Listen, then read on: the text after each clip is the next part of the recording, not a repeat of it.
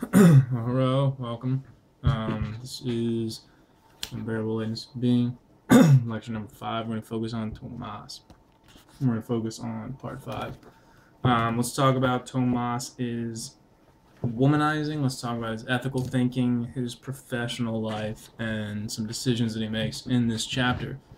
And he's really kind of driven almost by this phrase, like ist muss sein or whatever, like it must be in German, right? And before, right, we dive into it, I wanted to start actually with chapter 10, that quote about womanizing and this that men who pursue women fit neatly into two categories. Again, this binary, right? We've seen that again and again in this novel. And there's the lyrical and there's the epic. And the lyrical, which Tomas is not, is the one who's chasing his idea of a woman, this perfect thing. And he talks about how, the disappointment that propels them from woman to woman gives their inconsistency a kind of romantic excuse, right? And many sentimental women are touched by this philandering, right? This unbridled philandering, right? You contrast that with the epic, right? You contrast that with the ones who, they quickly tire of the conventional beauty and they end up as curiosity collectors. And this is different, right? Because maybe the women that they end up with don't exactly look like the one that the epic or the lyrical womanizer goes after time and again. But let's back up a second. Let's talk about Oedipus now. The story of Oedipus, right? There's two things that stand out. One, that kind of baby in a basket moment. And two, Tomas's kind of understanding of Oedipus accepting what he did is wrong and the remorse and the guilt that he feels and the plucking out his eyes and leaving the city, leaving Thebes, right? He makes this into kind of a, editorial, sends it to a paper publishes it. He goes off to Prague. When he comes back and he rejoins his hospital, right, and this gets us into, again, his ethical thinking, his professional life. He's a doctor, and for a man who's like a very pragmatic, like science-minded guy, he's pretty lyrical and poetic in some instances. So when he gets back, he has to, he's told by the chief surgeon, look, you have to retract your statement. He starts to think a lot about that. Should I do that or not? And it mentions as he goes along, he feels this this unspoken vow of fidelity. Now, to a complete philanderer, that's a little bit of an odd thing. So what is he, what is he faithful towards? Teresa, if you define fidelity in a very specific way that Tomas would like you to define it, perhaps, I'd say he's more faithful to the ideas that he follows. And again, this us muss sein, whatever. There's an interesting part where they talk about it's impossible to divide people in categories, though we do, right?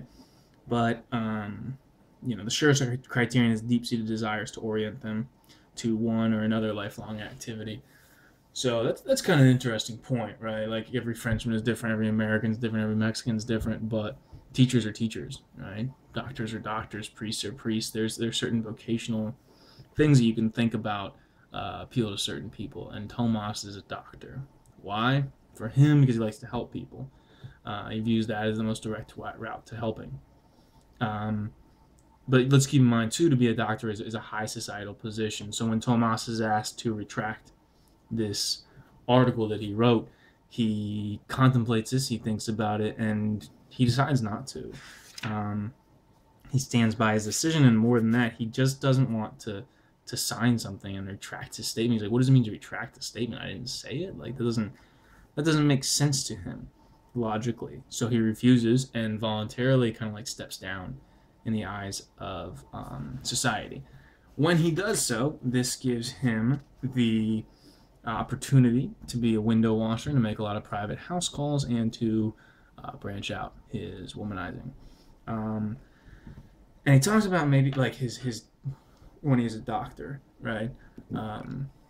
Sometimes like the act of love, like in Mexico, it's like la conquista, right? The conquest. And Tomas mentions in chapter 9 that what he's looking for isn't what a woman looks like naked. I mean, he can infer that. Most people can. You kind of look at someone, you look at them in, bathing suit, whatever. You can kind of tell what they look like naked. What you cannot is how would she behave while dressing? What would she say when he made love to her? How would her sighs sound? How would her face distort at the moment of orgasm? Right? That's that kind of unknowable, and Tomas is obsessed with finding that. And with scalping, he uses the metaphor of having this knife and cutting off little pieces of the universe. And that is what kind of drives his conquest. He's been with over 200 women, which is a pretty alarming number. He doesn't think so. He says that it only averages out to 8 a year. But, I don't know if Teresa would like to know that he's at 200 plus. What makes her differently? Or what makes her different? What is different about her, and what is love? Kind of begs this question again. Earlier in the book, Tomas talks about the difference between sleeping with somebody and sleeping in bed with them after the act of sex, right? And here we have a different way of looking at it.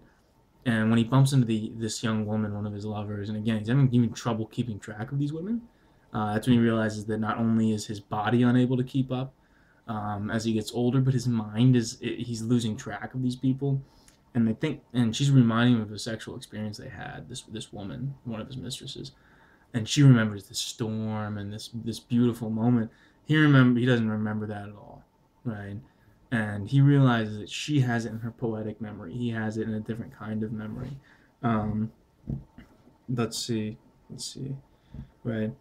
And this lover doesn't like him to approach her from behind, which is what he likes to do, so he can see it, this outside perspective. She wanted to draw him into that magic stream that may only be entered with closed eyes. Her and Franz might have gotten along. But he never had sex with Teresa before he loved her, he says. And maybe that's a difference. Like, she entered his poetic memory. She entered, that idea of the metaphor. Oh, she's this baby and a child, like, cast away. Oh, she needs me here when she's sleeping. She kind of quickly makes her way into Tomas's poetic memory. And maybe she's the only woman that does that. I don't know if Sabina enters that or if she was just his best of the best, as they say. But love begins at the point when a woman enters her first word into our poetic memory. So maybe that is the part that Tomas keeps, kind of exclusive for her.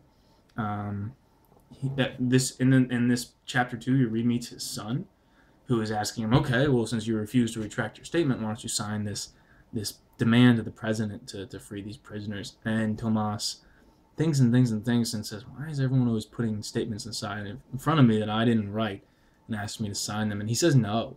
And he realizes this is goodbye to his son. Interesting to note that his son stutters. Tomas obviously doesn't. Tomas is gifted with words, and he's gifted with, getting it. You wonder if the same happened to his son. Maybe not. But there is, and then they return to that moment, right? He talks about that he's enjoying being a window washer to some extent, and then the author brings up that 2 years is the maximum for a vacation. 2 years, right? In year 3, Tomas starts to get bored with it, starts to lose track of the women that he's with, starts to become too exhausted to do that. And then he and Teresa, they go back to that moment where they're driving back from the little country village. During the drive home, which is in silence, Tomas pondered the catastrophic mistake he made by returning from Prague to Zurich. He kept his eyes trained on the road as to avoid looking at Teresa. He was furious with her, right? The woman that brought him back to this, the woman that brought him back to not being a doctor anymore, essentially. And he thinks, like, what am I going to do, right? And then they have this moment where she's having these all kinds of weird dreams, and he thinks to himself that the only way for me to really be with her is to be in a place with no distractions, with no other women, and then to be excited, stimulated by the flight of a sparrow. He's like, if I can trick my mind to do that, then that's giving this woman what she wants, and maybe that's what I have to do. Like, this is what I have to do with this one person. And again, he references another you know, a Plato symposium moment. Teresa wakes up in the last part a little bit, and he's able to like lull her into a sleep and then put her into a dream. Speaking of control, speaking of power, that's probably a little bit more pronounced than just telling a woman to strip and having her oblige. So Tomas is an interesting character. I don't know if women hate this character. I don't. It would be interesting to hear some other thoughts. I find him very interesting. I find his the way that he looks at the world and the way that he handles the lightness of his being quite interesting. Oscar Wilde said one can judge a man by the effects that he has on his friends. So I don't really know what kind of effects Tomas has on his friends and his countless mistresses and then his wife. You know, but we'll continue to see that develop in the book. All right, andale pues.